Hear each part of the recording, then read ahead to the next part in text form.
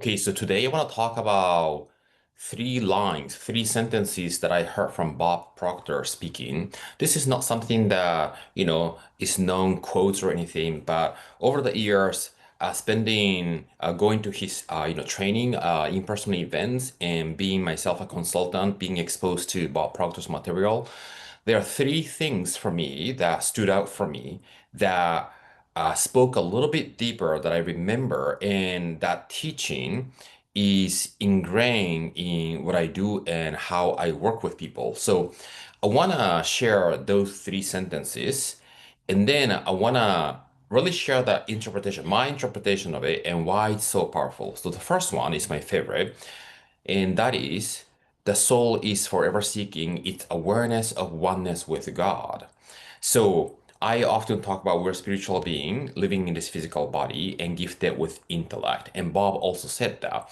And I have been having this sort of internal conviction from an early stage in my life. I started my spiritual path when I was 17 and reading books after books to sort of explore the invisible world because I knew, not believing this, but knew that this was the foundation. Somewhere inside of me that already knew that this is what I need to tap into to really unpack the mystery of life because I saw people living on a rather surface base and the meaningfulness and why things are happening, those questions intrigue me very much. So we're a spiritual being and living a physical experience, not the other way around. A lot of people who sort of live inside of their mind and struggle and suffer in their day-to-day living, they want to have a spiritual experience to uh, experience freedom, right? That's a completely opposite of what we want to do because if you are a spiritual being, it means that in that realm of the being, who you are, there's no suffering, there's no negativity, there's no polarity, right? So let's come back to the sentence. The soul that is you is forever seeking. So the soul that came here on this earth plane, given this body, given this opportunity called life, the school called life, is forever seeking its awareness of oneness with God. So, I often talk about we came here and started this journey of separation, right? We first separated from mother, and then we start forming an intellectual mind to have an individual sense of self. All those process is a path in the journey of separation. And the more we identify ourselves as the physical body and this individuality that lives in our mind, we sort of loses touch from the whole, the connectedness and the oneness of it. So if you are watching and if you have been on a spiritual path, probably you're familiar and aware of this analogy that we are all one, we are all connected, right? So what that really means that the fundamental dimension of who we are is one and there's no separation. And it's important to begin practicing identifying ourselves as that. And if we don't do so, we get trapped into this misidentification of the I as the mind. I that is conceiving myself is the actual I, right? That's an illusion of the mind. So I hope I didn't confuse with that because it gets a little bit tricky depending on what lens you're listening to what I'm talking about from. Yeah.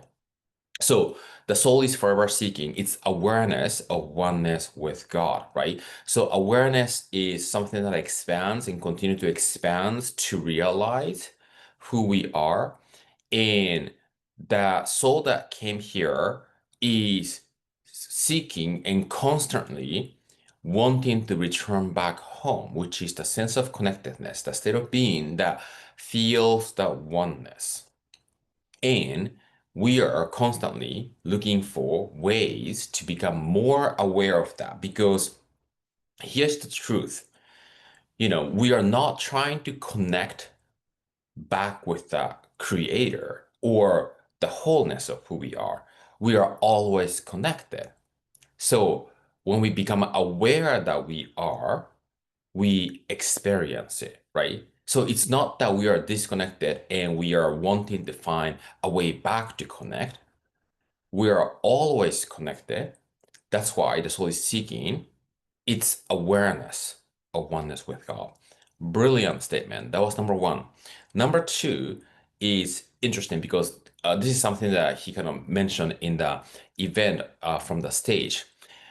Everybody already knows what they need to be doing differently to change their result in life, but nobody knows why they're not doing it. Let me say this again. Everybody already knows what they needs to be doing differently to change their result in life, right? It could be, you want to change your body, or you want to change the habitual stuff, or you want to change the result in your business or relationship, your reaction pattern, right? They already know what needs to be changed to create a different result and experience in life. But nobody knows why they're not actually consistently engaging in that and forgetting it. Nobody knows why they're not doing it. And one of the things that the main piece of his teaching was to teach paradigm, what paradigm is.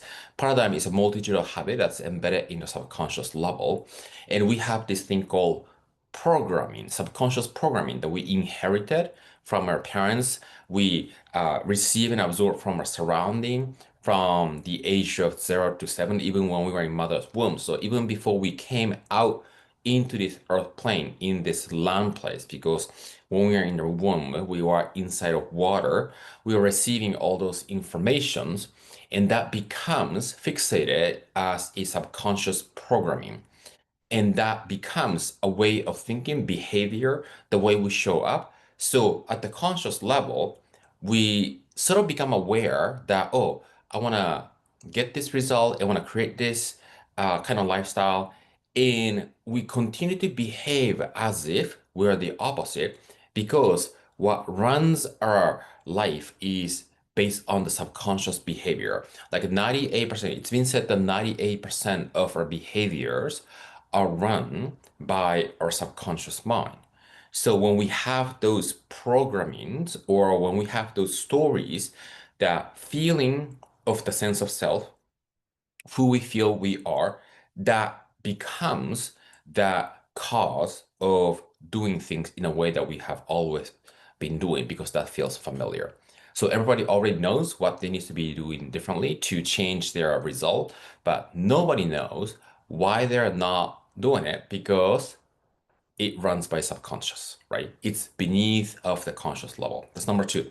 So number three is if you do not consciously and deliberately form a good habit, you subconsciously start forming a bad one.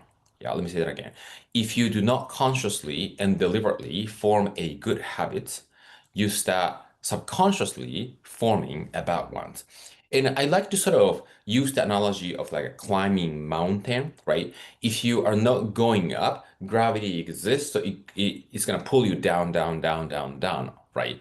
So and this can apply to a small piece of, let's say, if you have a habit of thinking or worrying about something, right? Let's say if you have a habit and tendency of experiencing doubt and worries in your life, which is very common for a lot of people. Now, you cannot change that by focusing on not wanting to feel worried about because your subconscious mind cannot hear the term not. So then, if you're not wanting to feel worry, you're focusing on the worry, you're giving energy to it, right? Then, what we want to do is if you want to change that, you want to identify that that is the pattern, and then you come up with the opposite. What is the opposite of worry and doubt? It's a certainty and a sense of peace, right? Now, your mind needs to be deliberately and consciously stay connected to how it feels to be peaceful.